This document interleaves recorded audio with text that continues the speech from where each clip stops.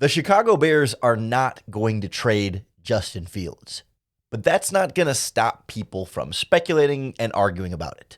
So today, let's try and get a better understanding of why some people think the Bears should do that, so we can have more civil and productive discourse about it. You are Locked On Bears, your daily Chicago Bears podcast. Part of the Locked On Podcast Network, your team every day.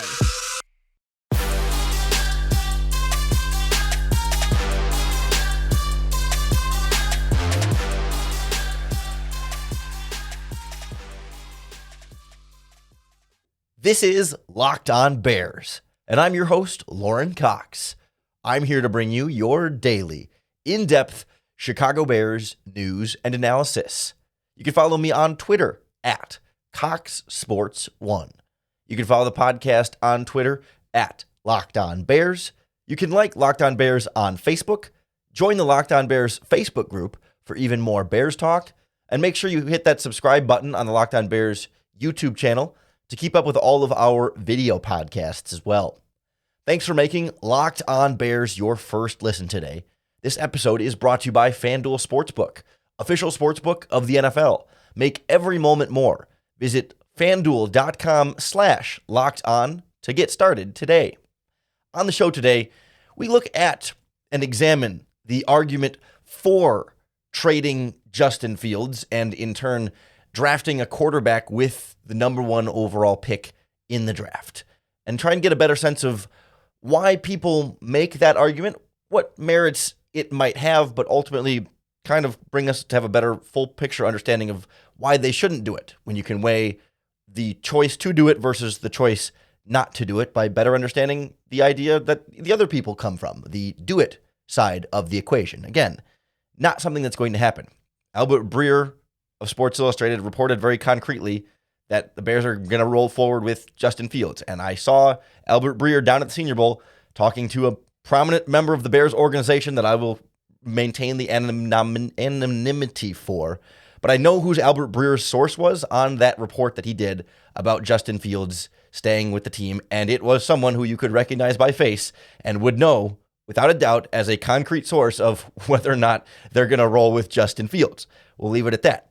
But people are still coming out and talking about, well, they think the Bears should trade Justin Fields, that they think it would be the better option for the team. And of course, everyone who's a fan of Justin Fields is vehemently against that. And I'm not here today to make the case that, like, yes, I think they should trade Justin Fields. That's not where I'm coming from. But I think we should try and understand where they're coming from to have a better understanding of both sides of an issue that's just not going to go away until the Bears make a pick or trade that number one overall pick. The case against Fields here is a couple of different facets. But first of all, I think the one you'll hear right away is that, yes, Justin Fields was dynamic and maybe the best in the NFL this season as a runner, the most explosive playmaker in that way as a quarterback in the league this season, maybe even better than Lamar Jackson just because he was healthier and around for more of the season. But we don't know yet what Justin Fields will be as a passer.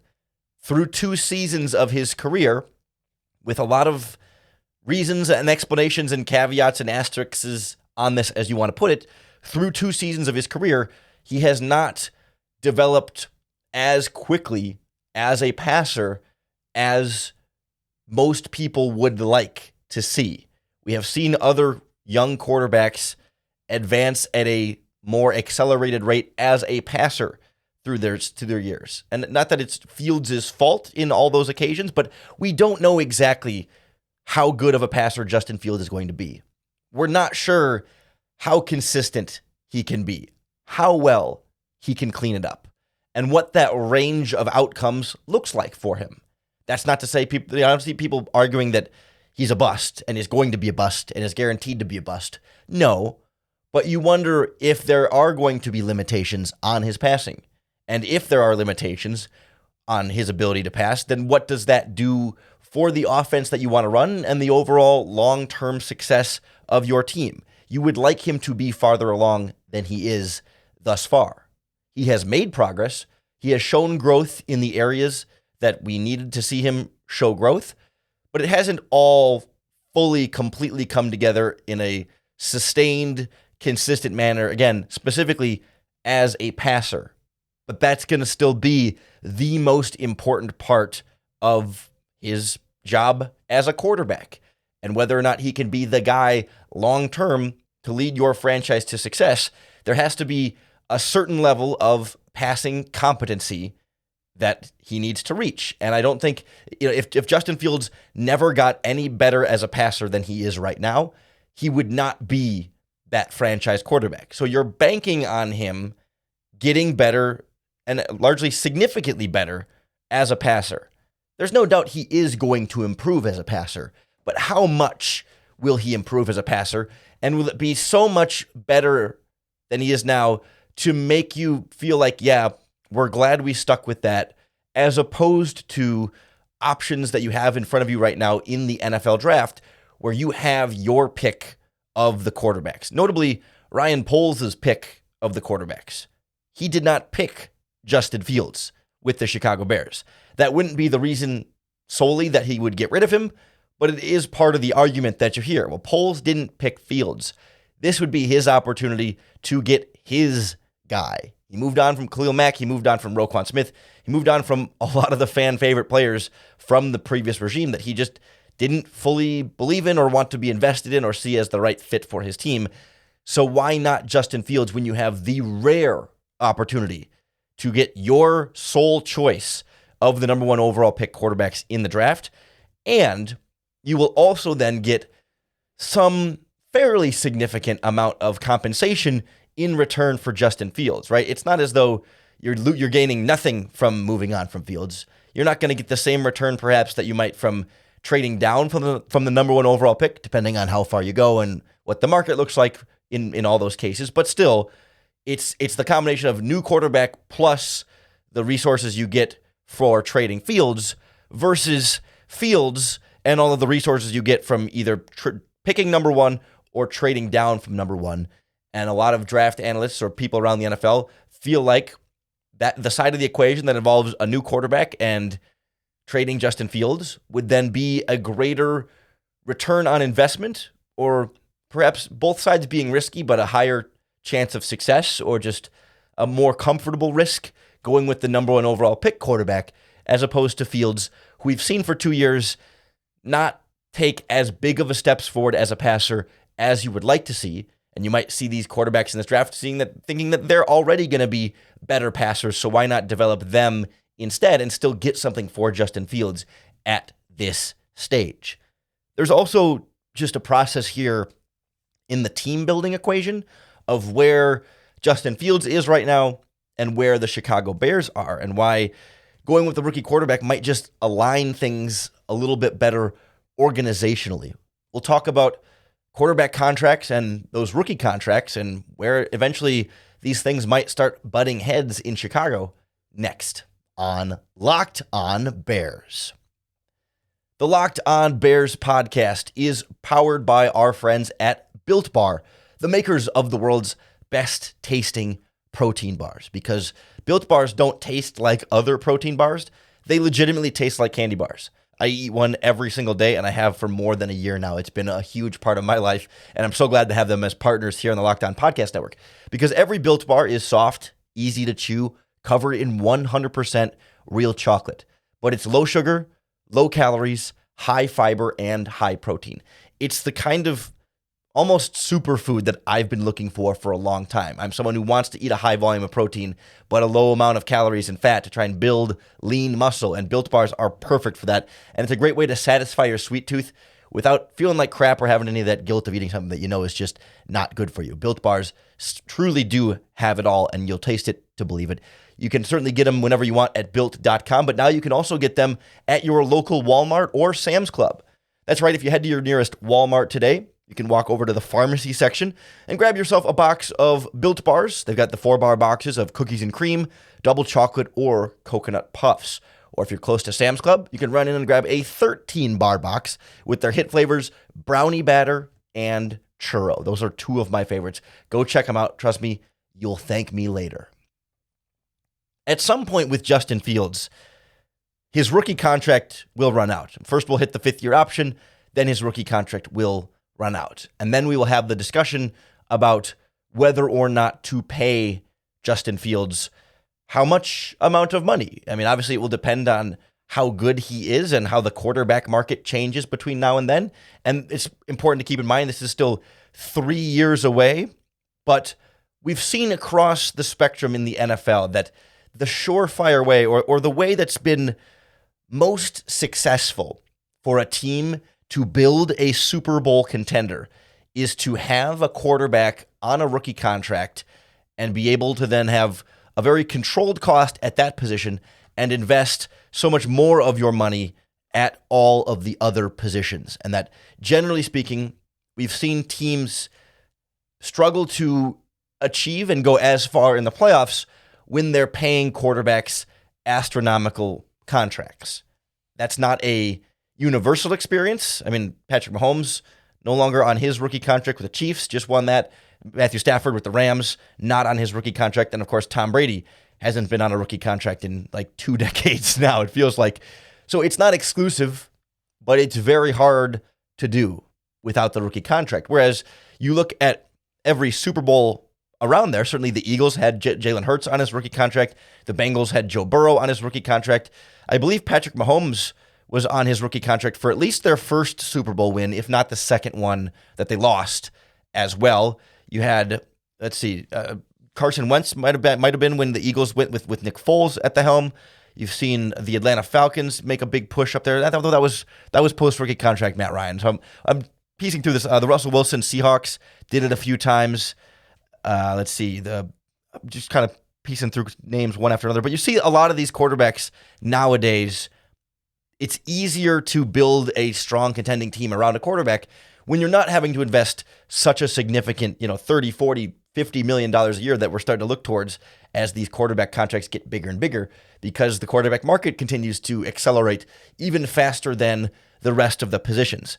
And all this to bring back to Justin Fields is that we're entering the 3rd year of his rookie contract. Really, it'll be 4 years of cheap quarterback play. The 5th year gets a lot more expensive, and then the brand new contract after that can be even another step forward from that. So you only have like 2 more years of very cheap Justin Fields, 3 more years of cost-controlled Justin Fields, and then from there, you get into a very difficult situation in terms of negotiation. And so your window to put the best players around the quarterback position is 2 to 3 years right now. And as you see with a team like the Philadelphia Eagles, like they've been building that team around Jalen Hurts even before Jalen Hurts got there. Their offensive line is all draft picks, and you're talking picks from obviously 2011 with Jason Kelce, but 2013, 2016, 2018, 2019, 2020, 21, 22. Like they've been building this up for a long time around Hurts. And this is also Hurts's 2nd season in that rookie contract. Or is this, so his rookie in 20, 21, 22. So this will be his 3rd year, right? They're approaching this point where that window, they're going to have to pay Jalen Hurts soon, and they're going to pay him a lot of money. And they're not going to be able to afford all these great players around Hurts. And you wonder how well that will limit their ability to win Super Bowls. So often we see that's where a lot of these big-time contending teams drop off because they just can't keep up with that. And if you were to trade Justin Fields, if you're the Chicago Bears, and draft a rookie quarterback, you restart that timer. You now have a rookie quarterback on the 1st year of his 4-year rookie contract plus 5th-year option. And it just seems like with where the Bears are right now in their team-building process, this is not a team that, you could be as wishful thinking as you want. This is not a team that's going to be ready to compete for the Super Bowl in 2023. We can start to have the playoff push conversation, but they're not going to see the 1-year turnaround and go from the number 1 overall pick to the Super Bowl. That's just not realistic for this team. So at best, then you're 2 years away from really, truly competing for a Super Bowl. And so at that stage, you're in Justin Fields' 4th season on his rookie contract, and then you'll have the 5th-year option after that, and then, the big quarterback contract from there. So you're really limiting yourself in terms of the number of years you have to take those swings at the Super Bowl, right? Part of the idea with Jalen Hurts is that they've taken some of these swings and try to put as best of a team around him because they know that that's going to run out here, and it's taken until the 3rd year to really get all the way there, despite everything they've been trying to build around what they have with him there. You saw it with Patrick Mahomes and the Chiefs. It took a little while to get things really rolling all the way up there as they build around him and try and maximize that window. And now that Chiefs team around Patrick Mahomes, everyone talked about how the supporting cast just was not nearly as good as what the Eagles supporting cast looked like. And it takes being the best quarterback in the NFL to go on that type of a run, such a Herculean individual effort to get them there and to have some success and be the Super Bowl MVP as a result. And so really, the Bears are going to get, presumably, if 2024 is the year they go all in on the Super Bowl, really try and make that jump, that's your 1 year of cheap quarterback swing at the Super Bowl. And then next year after that is fifth-year option. That's going to take up a bigger chunk. I don't know the exact number, but it's in the $20+ million range. And then after that, you get into the $30, $35, $40 million type range for these quarterback contracts, and the supporting cast is that much worse. And so unless Justin Fields is Josh Allen, Patrick Mahomes level good, you wonder, how good of a contender they can truly be in that equation. And maybe they are. And that's the argument here, is that, well, Fields is so dynamic and is so good that bird in the hand, you have him here, let's take him, let's roll with it and see how much we can do with that. And you'll live with the contract, whatever it has to be that day or that year. Or you put a rookie quarterback in there on the first year of his deal, and really by 2024, you'll have gone through one rookie contract season where you're not a Super Bowl contender. You're just kind of developing him and pushing for the playoffs and trying to grow and win games. Year two for that rookie quarterback, now you're juiced up with as strong of a team as you can have around him in this turnaround process, and you've got 2, 3, 4 more years of cheap quarterback to take those swings and those runs at the Super Bowl, amass some success and get something built here before you then have to pay that quarterback. So trading Fields and drafting one would reset that rookie contract timeline and really, I think, give Ryan Poles more time to build the best possible team he can around that quarterback position. I think the other side, or the bigger even factor in this equation for why people think the Bears should do this, is people starting to fall in love with some of the quarterback prospects in this draft. There's not necessarily the Joe Burrow, Trevor Lawrence, got to have him number one type, unanimously.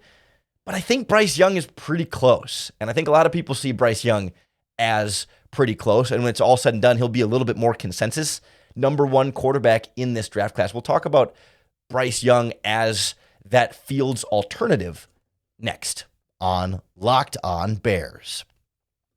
The Locked On Bears podcast is presented by our new friends at FanDuel, America's #1 sportsbook. Just because the football season is over doesn't mean the football betting has to be over. They've already got futures odds for next season, plus the NFL draft, free agency, and a lot more, so you can find those props. And we're also at the midway point of the NBA season, and so you can bet on all sorts of sports with FanDuel. New customers will get a no-sweat first bet up to $1,000. That's bonus bets right back to you, free money if your first bet doesn't win. Just download the FanDuel Sportsbook app. It's safe, secure, and super easy to use. And then you can bet on everything from the money line to point scores and even three-pointers made in the NBA. You can combine bets for a bigger payout with a same-game parlay as well. So don't miss out the chance to get your no-sweat first bet up to $1,000 in bonus bets right back to you when you go to FanDuel.com/lockedon. That's FanDuel.com/lockedon to learn more. Make every moment more with FanDuel, an official sports betting partner of the NFL and NBA. As we get closer to the draft, I think we're going to see more and more of a consensus form around Bryce Young as the top quarterback in this draft class and the one that primarily teams will be going after. There's always mixed opinions in the NFL, but I think that's going to sort of coalesce when it gets down the stretch. And that's such a key part of the equation. If you're going to make the argument that the Bears should trade Justin Fields, then you need to have a darn good plan to replace him. You need to feel really strongly secure that the quarterback you take with that #1 overall pick is likely going to be better than Justin Fields. And so then you trade Justin Fields and have the quarterback that's at least as good, if not better, and all the compensation you would get from trading Justin Fields.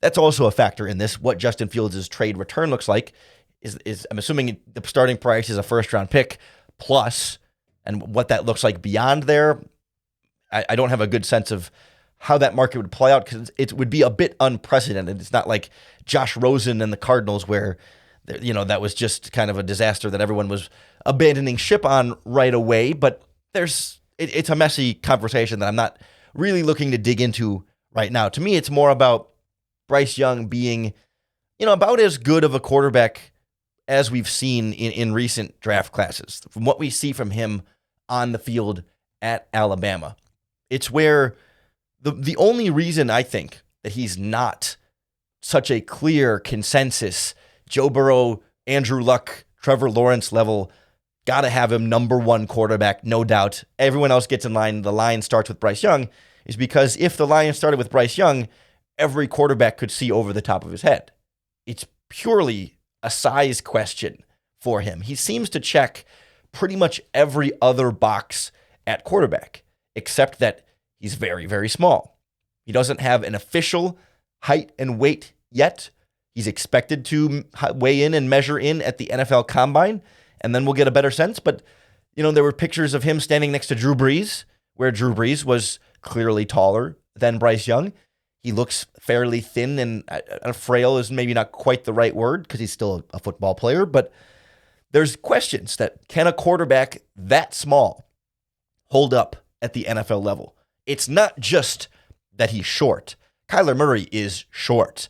Baker Mayfield was short. There have been other, Lamar Jackson. No, Lamar Jackson's not that short, but there's been other short quarterbacks that have had those short red flags. Russell Wilson is who I was thinking of there. But it's not purely that there's a height question, but the weight question might be the even bigger one for people. It's can he keep taking hits from guys that might weigh literally twice as much as he does? If he's, 175 pounds, maybe, and a 350-pound nose tackle crunches on him, what will that durability be?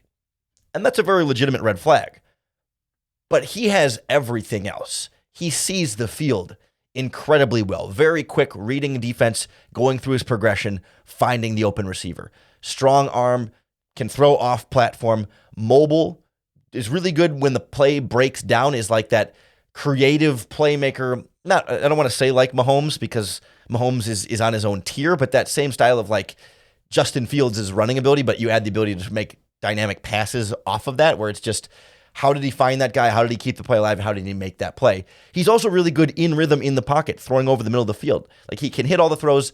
He can do all the pro-style NFL things you're going to ask a quarterback to do. He really checks all of the boxes as a quarterback. It's everything you would want, except his height and weight. And personally, I do have concerns about his durability, but I think, one, in the NFL, he can continue to gain strength and gain weight.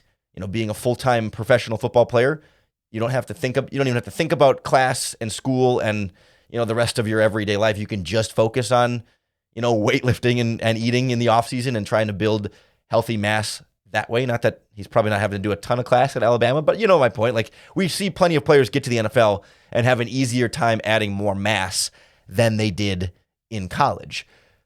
And also, I feel like if he was able to be successful doing it at Alabama at that height and weight, I'm not so convinced that the NFL is going to be so much more of a risk of durability and complications and all that stuff, that he's going against big, strong defensive linemen that are maybe even twice his weight in college too. And they're hitting him maybe not quite as hard. There's obviously a talent level difference when he jumps to the NFL. This is not purely an Alabama is really talented conversation, but it's more the point, how much harder do they hit?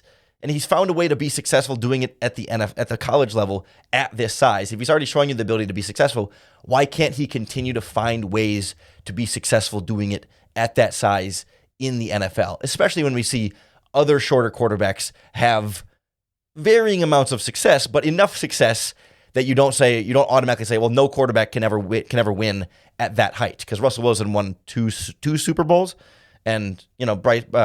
Kyler Murray has had some dysfunctional organization, but they went 10-1 at one point and had a lot of long winning streaks. They've both been successful. Short quarterbacks have been able to be successful in the NFL, and when they haven't been successful, it's not because they're short. So then it becomes a durability question as far as, okay, maybe not the height so much as just the weight, but he's good at throwing the ball away. He's good at sliding. He's good at avoiding contact. He's good at not taking the hits. He's good at not risking himself. And so, you can start to really fall in love with Bryce Young as a quarterback prospect and say, yeah, he's already a better passer than what Justin Fields is right now.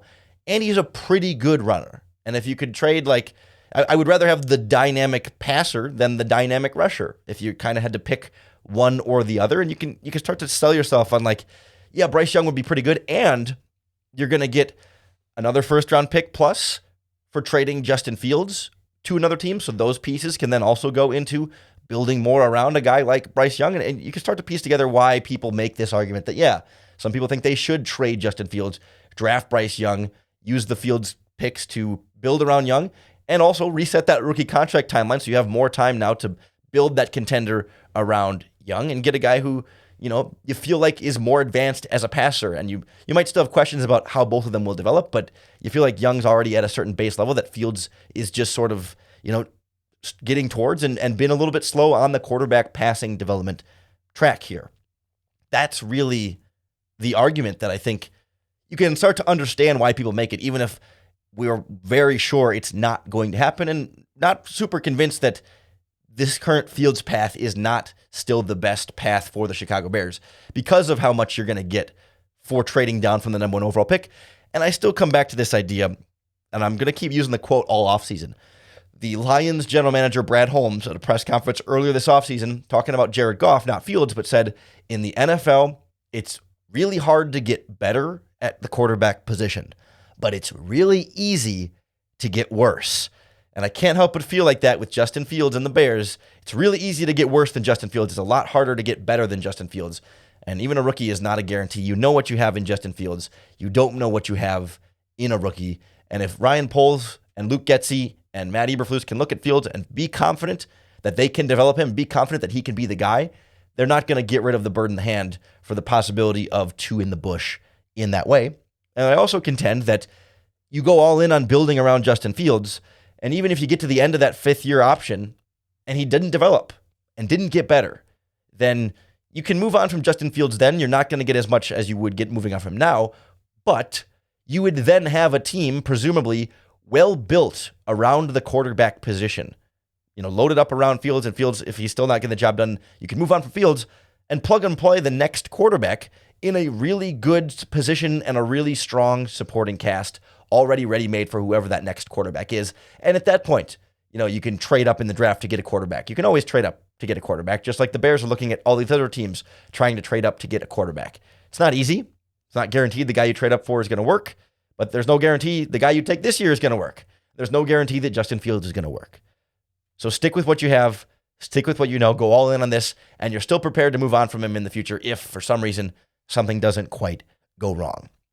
Hopefully that gives you a better sense of both sides of this trade Justin Fields argument. I still stand on the keep rolling with Justin Fields perspective, but I do understand the allure of trading him, getting some draft capital, drafting Bryce Young, and really kind of resetting the timeline here and giving Ryan Poles his guy and his run-up. So it makes some sense. We'd love to hear what you think about both sides of that equation. Tweet us at Locked On Bears. Leave a comment in the video here on the Locked On Bears YouTube channel, or post in the Locked On Bears Facebook group to keep the conversation going. Just make sure you hit that subscribe button wherever you listen to Locked On Bears or on that YouTube channel. That's going to be the best way to keep up with all of our daily, in-depth Chicago Bears news and analysis. Thanks for making the Locked On Bears podcast your first listen today. If you're looking for your second listen, go check out all of our other Locked On Chicago sports podcasts. We are your team every day here on the Locked On Podcast Network. That includes Locked On Bulls, Locked On Cubs, Locked On White Sox, Locked On Blackhawks, Locked On Fighting Illini, Locked On Northwestern Wildcats, and so many more teams. So go check out some of our other podcasts for your second listen. Come on back tomorrow to make Locked On Bears your first listen once again. And of course, you have to come back for your opportunity to bear down.